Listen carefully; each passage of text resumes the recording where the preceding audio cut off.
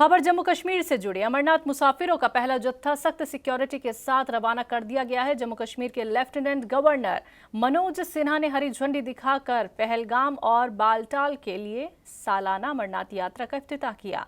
इफ्तिताही तकरीब भगवती नगर यात्री base camp में मुनक्किद हुई, जहां 3488 मुसाफिरों का पहला जत्थे ने जनूबी कश्मीर के हिमालय में वाक़ श्री अमरनाथ गार की इबादत गाह की तरफ अपना सफर शुरू किया।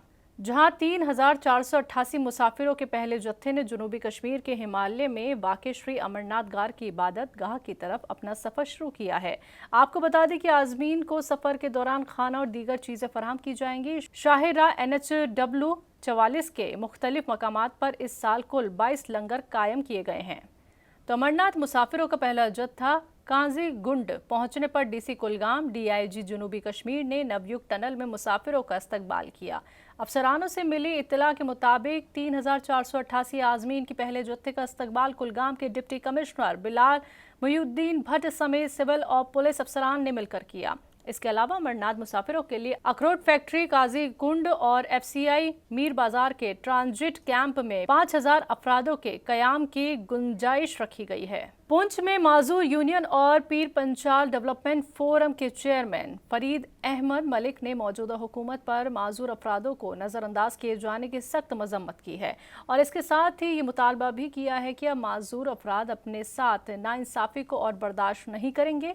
चेयरमैन फरीद अहमद मलिक का कहना है कि अगर माजूरों को इनकी पेंशन नहीं मिली और इनके दीगर मुतालबे पूरे नहीं किए गए तो तमाम माजूर अफराद पूरे जम्मू कश्मीर में एहतजाज करेंगे और इसके बावजूद भी अगर इनकी सुनवाई नहीं की गई तो वो अदालत के जरिए से अपना हक हासिल करेंगे। देखें, बहैसियत सोशल वर्कर मेरी ऑर्गेनाइजेशन भी या पीर पंजाल अवामी डेवलपमेंट फोरम हम वक्तन फवक्तन आवाज़ बुलंद करते आए हैं कि माजूरीन के साथ हर तबके के साथ इंसाफ हो, लेकिन इंसाफ के बजाय हमें परेशानी झेलनी पड़ रही है।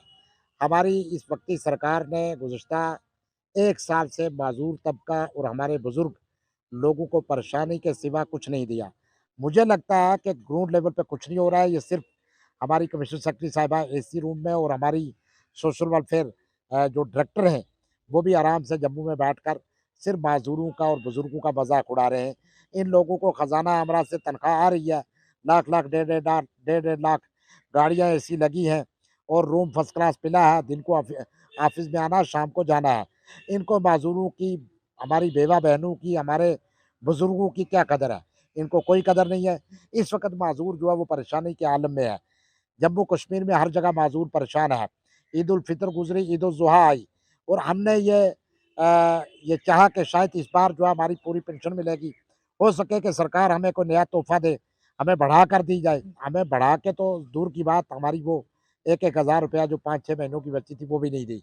इतना मायूस किया इन्होंने हमें ईद पे, हमारे लोगों को। और कोई आदमी माजूर ऐसा नहीं है जो मुझे कॉल नहीं कर रहा है कि फरीद साहब क्या, ये हमारा मजाक उड़ाते हैं। मैं ऑनरेबल सुप्रीम कोर्ट से गुजारिश करता हूँ कि ऐसी डायरेक्टर साहिबान को फौरी तौर पर यहाँ से तब्दील किया जाए। इनको नौकरी करने का क्या हक? जो माजूर को माजूर ना समझे, उसके हकूक़ को तफ़ज़ ना दे सके। और हम डॉक्यूमेंट्री में पूरे साल गुजार चुके हैं। हमारे लोगों के साथ इतनी नाइंसाफ़ियाँ हैं जो इस वक्त मैं अगर बयां करूँगा तो शाम तक ये दास्तान लगी रहेगी।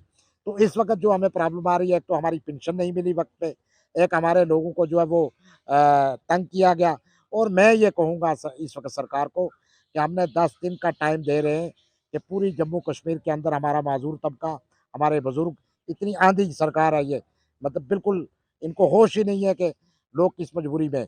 अगर 10 तारीख तक हमारे मसाइल हल ना हुए, हमारी पेंशन वागुजार ना की गई, हमारे लोगों के साथ इंसाफ ना हुआ, तो हमारे माजूर तबका, बुजुर्ग, सबसे मेरी गुजारिश है कि अपने अपने मजिस्ट्रेट के सामने आप बैठ जाए। अपने हक मांगने के लिए आप एहतजाज, पुरअमन एहतजाज करें ताकि इस सरकार को जगाने में हमारा रोल अदा कर से हो सके।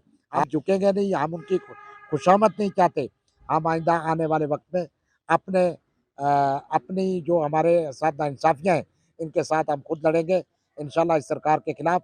और मुझे लगता है कि कोई ऐसी आग किसी माजूर की निकलेगी जो इनका तख्ता पलट देगी इंशाल्लाह आइंदा आने वाले वक्त में। एक है हमारी किसी माजूर, किसी बुजुर्ग की जब निकलेगी तो ये सरकार तबाह हो जाएगी।